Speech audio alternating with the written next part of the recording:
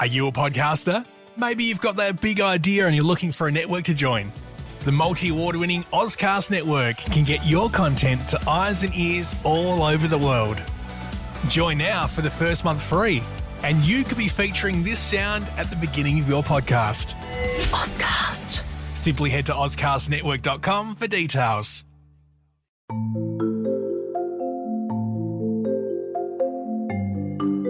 Thank you for downloading and listening to This Pathological Life. If you're interested in continuing the story, we have a second series called This Medical Life.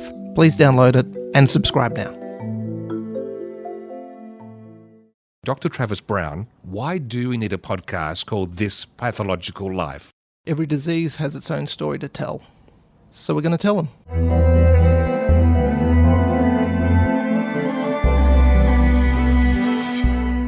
As the great Oscar Wilde once said, I have nothing to declare except my genius. And that brings us into this episode of This Pathological Life. Dr. Travis Brown, we're looking at what is genius?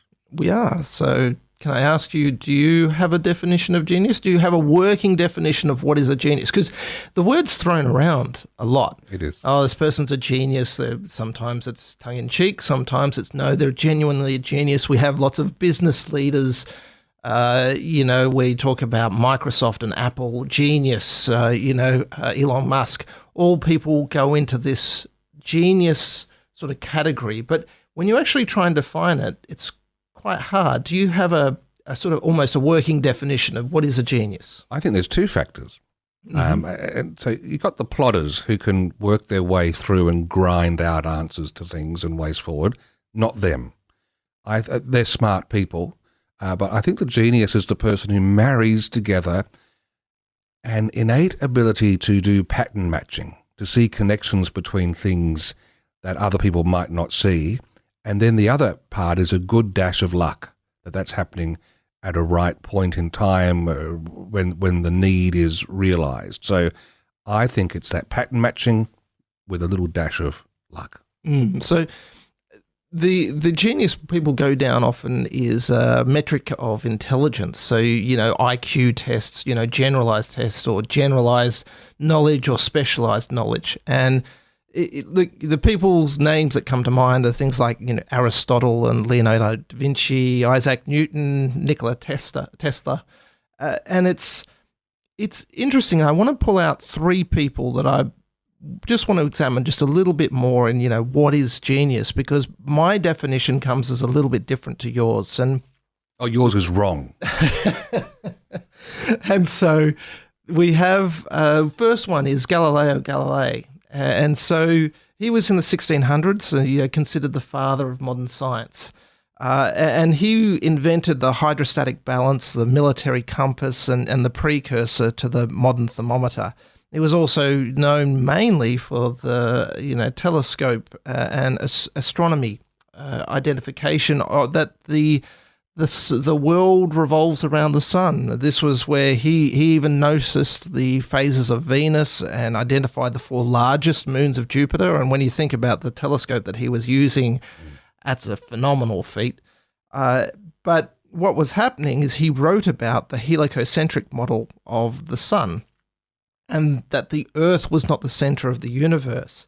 And that attracted the attention in 1633 of the chief inquisitor of the Catholic Church, because this was deemed somewhat, heresy to suggest that the Earth was not the center of the sun. And he was actually taken to court or taken to sort of trial by the chief inquisitor, and they had a trial.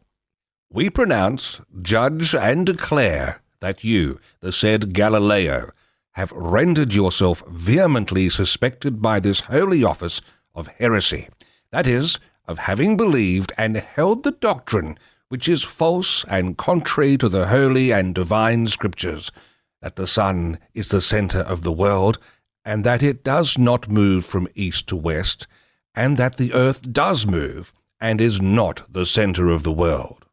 And the penalty?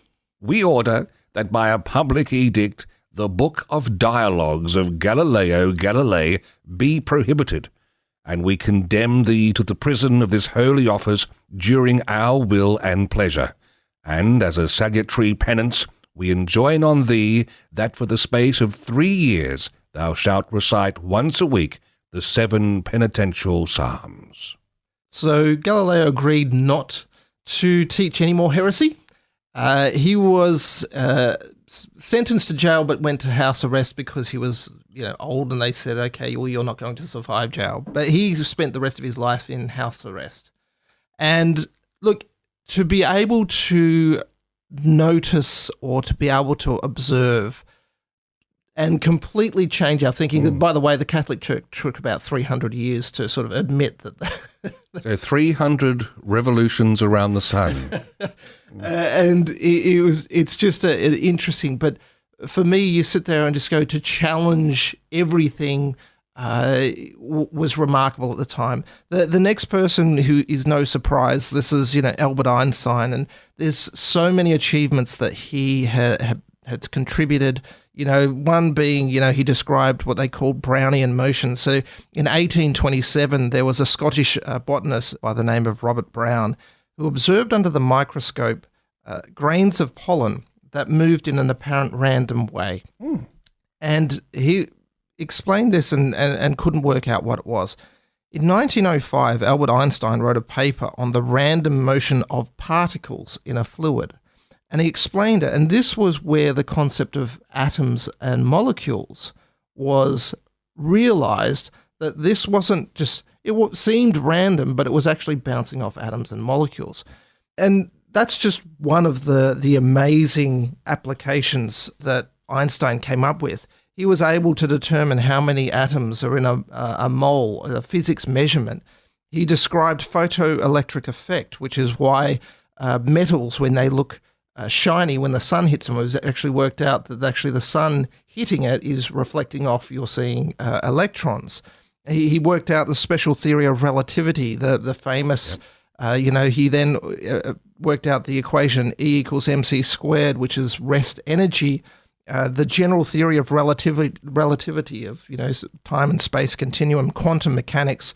He was also theorized gravitational waves, which has only just been, proved in 2015, meaning that cataclysmic events in space, where like two giant black holes can hit each other, you can actually measure those waves. And it was just incredible. That was 60 years after his death. So for me, when I look at what is genius, I think there's a level that is intelligence, but I think you can be intelligent and not be a genius. I think for me, it's a genius is a point where people actually change the whole direction either of a field or even create a new field. And this is where you sit there and go, the names that were read off, these people didn't just make a contribution to the field. They either changed the direction of the field or created an entire new one. And there's one person that I want to talk to that's relevant in this as we sort of look at digital pathology and artificial intelligence. And then his name is Alan Turing. Yes. So he was the man who created the machine in World War II, and he helped break the unbreakable German Enigma code. He wrote algorithms, which today we would call programs. He was involved in cryptography. Unfortunately, his life is a measure of tragedy because he was gay and homosexual, and then that was illegal at the time. Even went down the point of chemical castrations, and he ended up committing suicide because of this persecution. So it is such a tragedy. But that's another genius. Oscar Wilde, similarly, just persecuted by our society at that time, and they're both geniuses. And that's the thing. Like the amazing thing is, more often than not, these geniuses, because they challenge the status quo, almost make society uncomfortable. And so that's why Albert Einstein's remarkable, because he wasn't persecuted. He was actually recognized as remarkable in his field. But then we look at Galileo, and you look at other people, Alan Turing, they either, through the expression of what they were doing, just caused too much friction. Alan Turing was because of his lifestyle, unfortunately. But there is a test which I'm sure a lot of people are familiar with. It's called the imitation game. Now, this was a modification of a psychology test where three people would be in three different rooms. You would have a judge, you would have a man and a woman in those separate rooms. And the aim was for the judge to work out who the man and the woman was by the questions they would ask. And now I'm not quite sure. I've tried to work out what the point of that, Just saying, I'm a man. Right. Is that what you were leading to? I worked it out, but we'd be in different rooms. But then the judge could ask different questions. How long was your hair? But you could lie or you could not. You could tell the truth. So I think it was about a concealing or, trying misdirection. But what Alan Turing said was, well, what happens if we replaced one of those people and put a computer? Could a computer sort of pretend to be a human and trick the person who was the judge? And that was sort of the test. The Turing test. Exactly. And that is where, if they could, then this was a demonstration of artificial intelligence. And so it's important now to distinguish, because a lot of people do think artificial intelligence means conscious thinking or conscious thought. And it's not. They're very two different, can a computer think, so to speak? Well, that's an interesting discussion, but it's not this discussion. And so if this is, if this is the best test that we have for artificial intelligence, then we've achieved it. And because it's been achieved, people actually did the Turing test on artificial intelligence and being trick humans into thinking they're dealing with a person when they're not. We've also moved beyond that now. And so just as an example, if we use chess, and so, DeepMind was an organization that produced a program called AlphaZero. In 2017, this computer took less than 4 hours to teach itself how to play chess. And then it beat the world's best chess playing computer called Stockfish 8 in a 100-game matchup. And so what happened, now that's not new, and IBM actually created their own supercomputer that was called Deep Blue that beat the best players in 1997. The difference, though, was AlphaZero was just given the basic rules of chess, and that's it. It then taught itself how to learn and how to beat chess, and then beat the best computer at it. And then we have AlphaZero then learned shogi, which is Japanese chess. And it took 2 hours to learn this. And then it beat the leading computer called Elmo at the time. So is there artificial intelligence? The answer is yes. But we've moved beyond the Turing territory of, can we just trick a human? Exactly. Into now we're starting to get some powerful. So for me, AI is the ability of a program to take multiple data points, process it intelligently, and arrive at a destination or an answer that is useful. And so the question is, it exists. What are we going to do with it? Checkmate.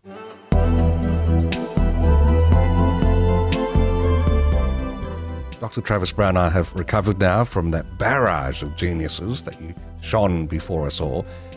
And that's interesting. Where are we now as far as the application of this AI to the world of pathology, digital pathology in particular? So it's in between two worlds at the moment, to be honest. The pathology works pretty much, well, let's say specifically histology and anatomical pathology, because this is the diagnosis that someone cuts something out or does a biopsy on a person. And that is a piece of tissue that needs to be processed. This piece of tissue goes on to eventually a glass slide. We treat it with a whole bunch of chemicals. We put it into paraffin. We slice it so thin that we can see through it with light. And then we look at it and we'll look at the patterns. And so that has been the mainstay of anatomical pathology for 100 years.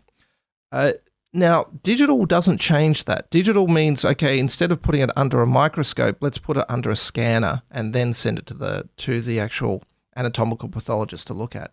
So we still need to do all the same tissue processing. We still need to stain it.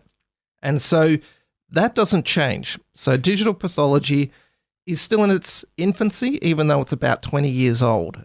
It hasn't been taken up as much as I thought it might have been when it started out.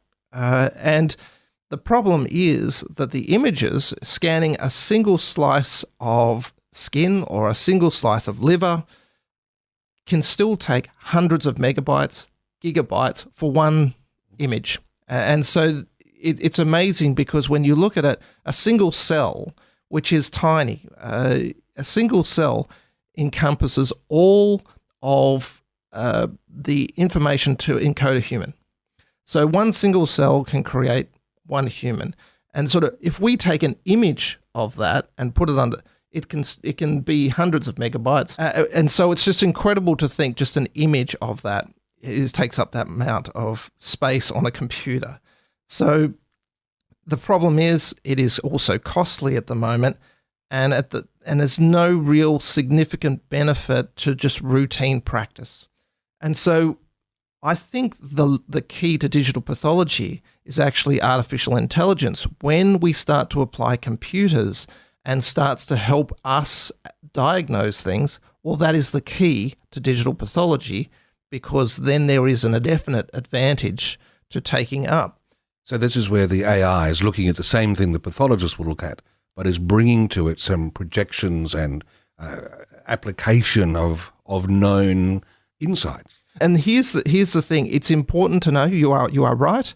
The important thing to know is, well, how does this work? Because it falls into this black box as, it's just going to diagnose it. The current methodology is not that.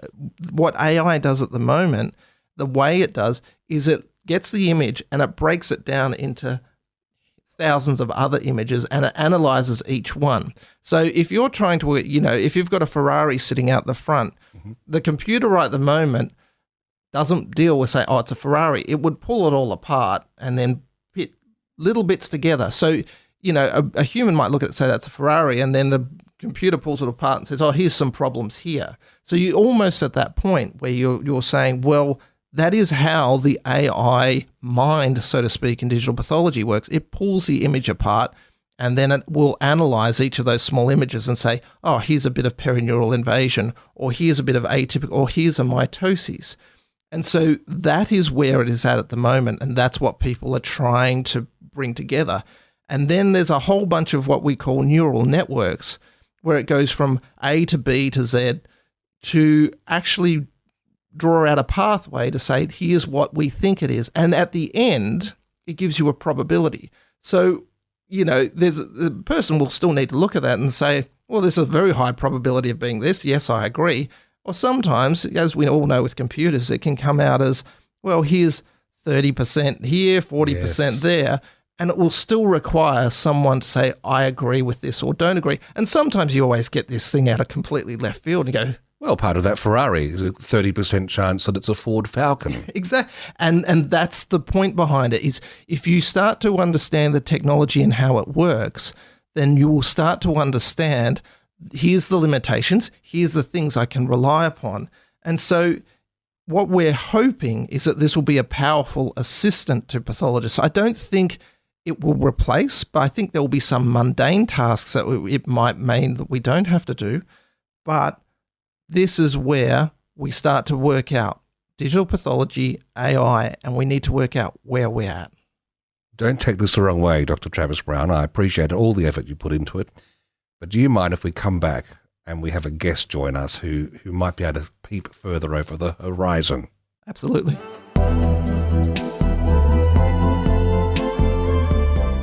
Let's continue the examination now of the applications of digital pathology and artificial intelligence, which is what we've been doing in this episode, and we have a guest joining us.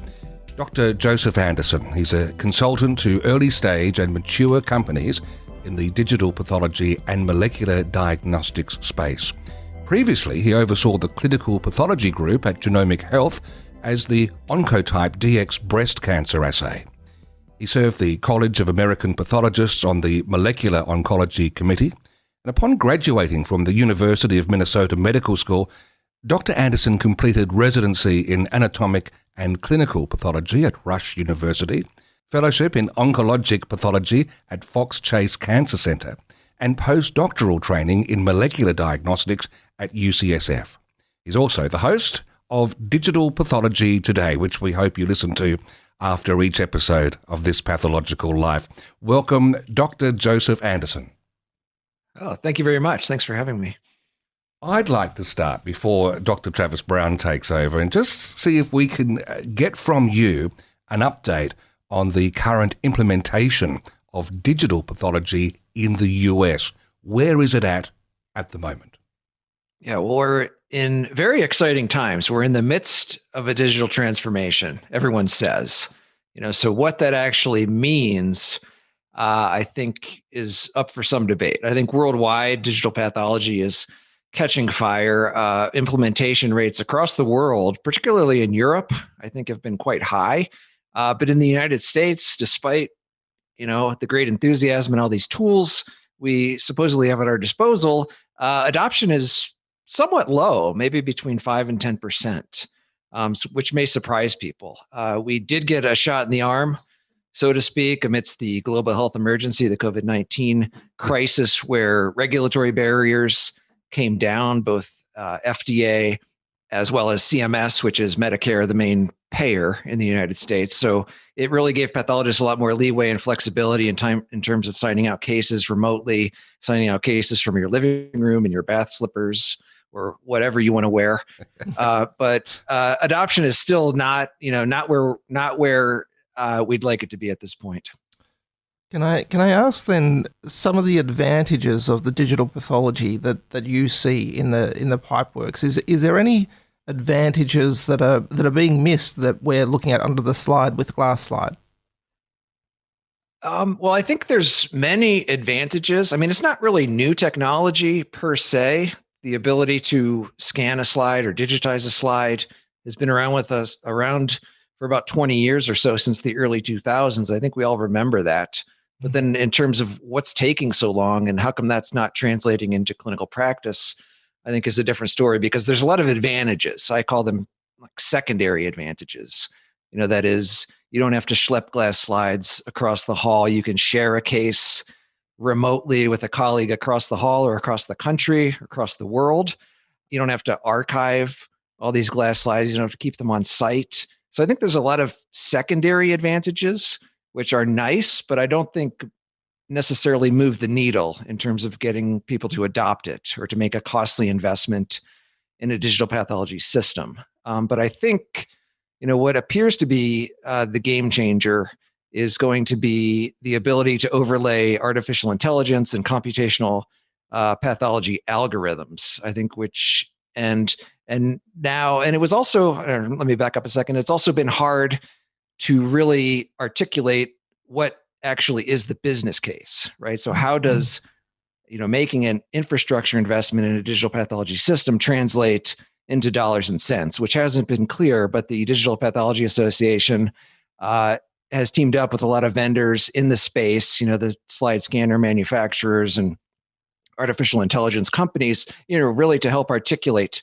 what is the value proposition. I'm just going to interrupt you two, and I don't want to be the one who pours cold water on this, but one of us has to ask, what are the disadvantages of digital pathology? There must be some. Yes, I think there is a lot of cold water to pour on the whole thing. So I think the biggest disadvantage is that, and there's often comparisons between pathology and radiology. So radiology went digital maybe 15 to 20 years ago in the early 2000s, around 2005 or so. And then the logical question is, well, what's holding pathology back? And I think the one key difference is that going digital in pathology involves adding steps, because in the old days, you would take your glass slide, look at it under the microscope, make your diagnosis, sign out your report.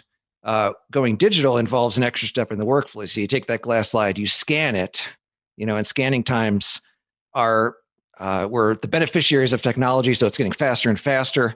But it could take a day, right, to scan all your slides. So you're adding a costly step of scanning it, and then you're adding time, right, in terms of getting that report out. So you're adding steps, which adds time and money. So I think that's the biggest barrier or disadvantage to digital pathology. Have you noticed any hesitancy across pathologists to actually take up digital? Because I was noticing that sometimes there was a bit of a generational gap between sort of digital and people going, actually, no, I prefer my microscope, even to the point of people saying, well, if you were to emulate it in a microscope, I would watch it on digital imagery, which was a bit odd. But have you found that divide, or is that not there anymore? Yeah, well, I mean, I think so, from a personal experience, I'm with you 100%. I mean, us old school pathologists really love, especially the ones that don't work with that stage on the microscope. Some pathologists use that pesky stage, right? Where it pretty much you add 15 to 20 seconds every time you move it off. But, the old veterans, you just slide that glass across and it's fast. I mean, people wouldn't believe how fast it is and fun, but so, but I think that's kind of an inside trade secret. But the old way of doing things was very fast and relatively efficient for the individual pathologist. So I think there may be hesitancy to change, and I think, but it's not necessarily across generational lines. It's probably more along the lines of personality differences. I think with any new technology, there's an adoption curve. Right on the leading edge, you have the early adopters, and then in the big meaty middle, you have the rank and file, and then towards at the other end of the curve, you have the laggards. So I think there's always going to be that profile of people adopting new technologies, but not necessarily across generational lines. I've seen young people, in love with the microscope, and I've seen older people who want to, get on with the new way of doing things. One of the, we had a workshop in Australia at the end of 2020, and one of the prohibitive steps in digital pathology was cost. Was actually what people thought was a cost. And I remember it was about 20 years ago, I think a single scanner that would take overnight to scan 10, 20 slides would cost about, I think it was $250,000. Now, costs will come down, but are they still prohibitively expensive to implementation, or is it actually attainable to the regular routine lab? Yeah, I think the phenomena we're looking to leverage is Moore's law, right? Where basically the cost of technology, in theory, should be going to zero or asymptotically close to zero. And so, so our ability to store images, because that was I agree, that was a huge barrier, a huge concern. Not only the cost of storing the images, but B, the capacity to store these very, very, very large files, like terabytes of information. And so I think, yes, the good news is that costs are coming down.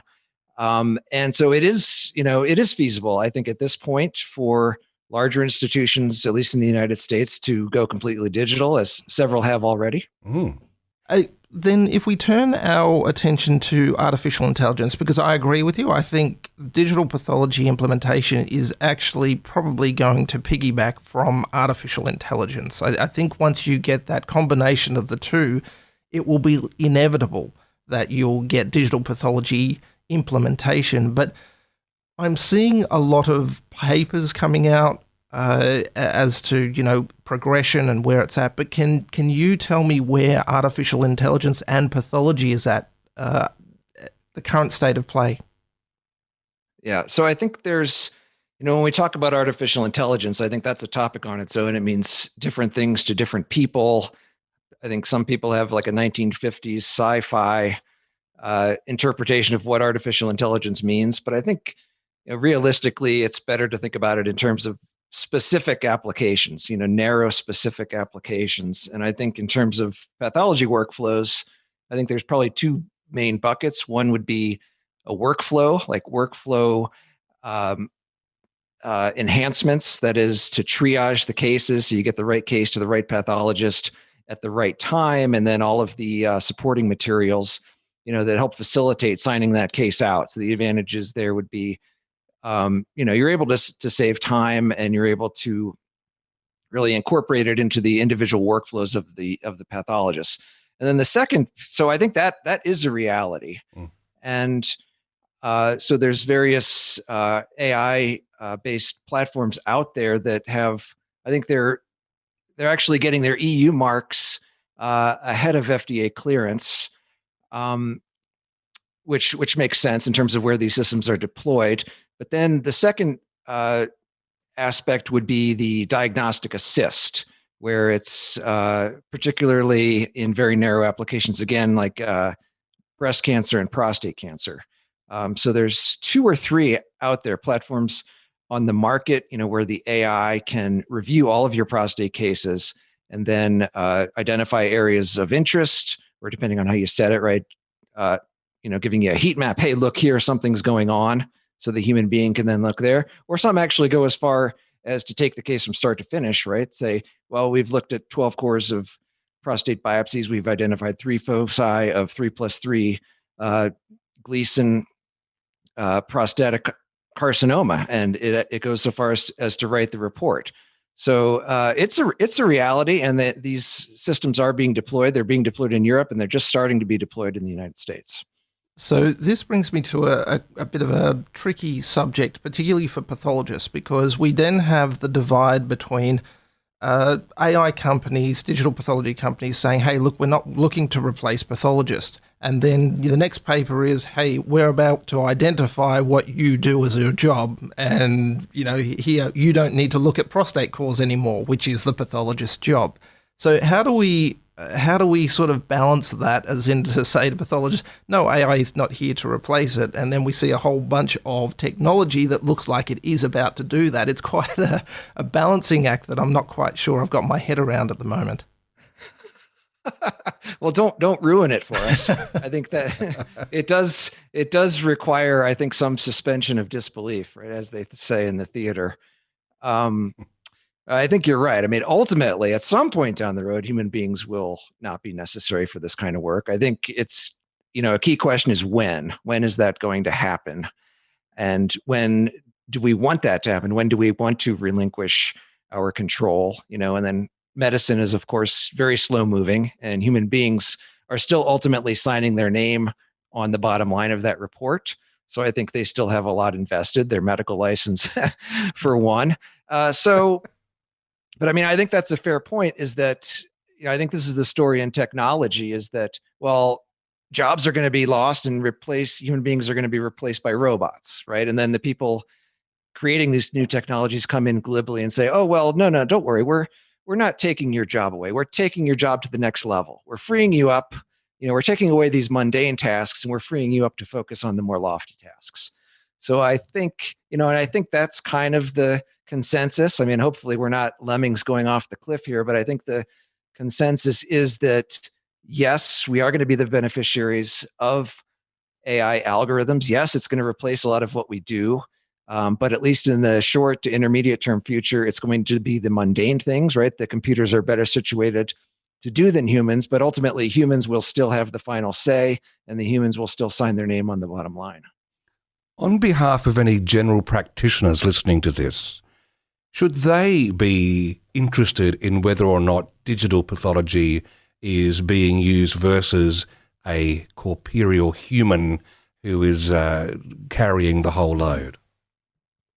That's a great question. So when I consider the business side of pathology, right? That is, how do you keep the doors open? How do you bring specimens through the door?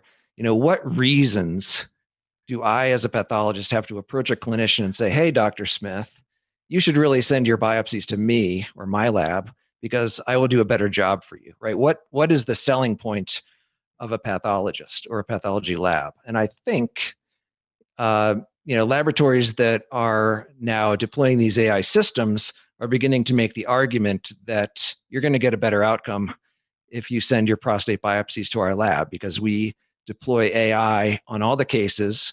Our quality is higher. We don't miss anything. And we create more value for you at the same price. So I think, yes, I think increasingly the referring physicians or the general practitioners are going to be interested in whether or not labs are deploying this type of technology.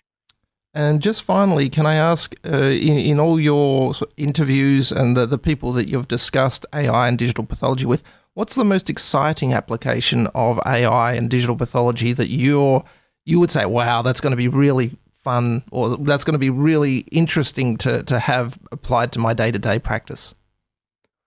Yeah, I think I think as humans, we're very short-sighted, or we can't see beyond what's actually here now. So I couldn't possibly imagine anything better than an AI system, kind of like I was describing before, who can take a whole case, like 12 prostate biopsies, and examine that case start to finish and find all the areas of cancer, assign it a Gleason score, and generate the report. I mean, I couldn't really imagine anything much better than that. What's on the horizon, in terms of day-to-day workflow, what's on the horizon, I think, is so it's a qualified answer because it doesn't exist yet, but I think in our hearts, we believe it's out there, that there's so much information in these H&E slides, and the computing power and, the ability of artificial intelligence, to mine this data and to come up with, patterns in the images that human beings cannot see that will yield predictive and prognostic information. I think the potential is incredible. So I think the big story of pathology, maybe in the 1980s, 1990s, has been molecular diagnostics, right? So we have the ability to sequence the human genome. We can extract DNA and RNA from tissue. We can come up with fancy molecular assays that can say how likely or not a patient is to benefit from a given therapy. How should they be treated with drug A or drug B? But I think the future, what we're looking at, is doing this all based on the H&E image in a much more powerful way. So I think that is incredible. That's going to be a game changer. And it's going to be less tissue destructive. It's not going to destroy the tissue. In some sense, it's going to be practically free, and it's going to be, I think, more widely available to patients all across the globe. So I think that's going to be a huge game changer. All right. Well, Joe, thank you again. And just before we leave, I imagine you'd like to encourage people to listen to Digital Pathology Today. And in making a pitch for that, can you also help us understand which of the episodes of Digital Pathology Today you create and which are created with the assistance of artificial intelligence? That's a good question. I think for now, and for better or worse, it's all me and the team at Digital Pathology Today, which includes our producer Danny Schreiber. But we've had one season, which we've done 35 episodes, which just wrapped up. So in America, we wrapped up on Memorial Day, and we will be beginning season 2, which will span just after our Labor Day through Memorial Day of 2022. Wonderful. Dr. Joseph Anderson, thanks for joining us. Thank you. This Pathological Life is produced by ClinPath Pathology in South Australia. Episode notes, references and learning objectives, when applicable, can be found at thispathological.life.com.au. And you can contact the hosts on Twitter via @Dr. Travis Brown or @Steve Davis.